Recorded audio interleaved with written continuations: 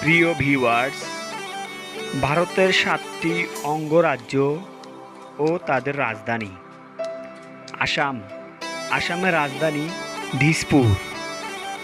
মিজোরাম, মিজোরামের রাজধানী আইজল। অরুণাচল, অরুণাচলের রাজধানী ইটানগর। নাগাল্যান্ড, নাগাল্যান্ডের রাজধানী কোহিমা।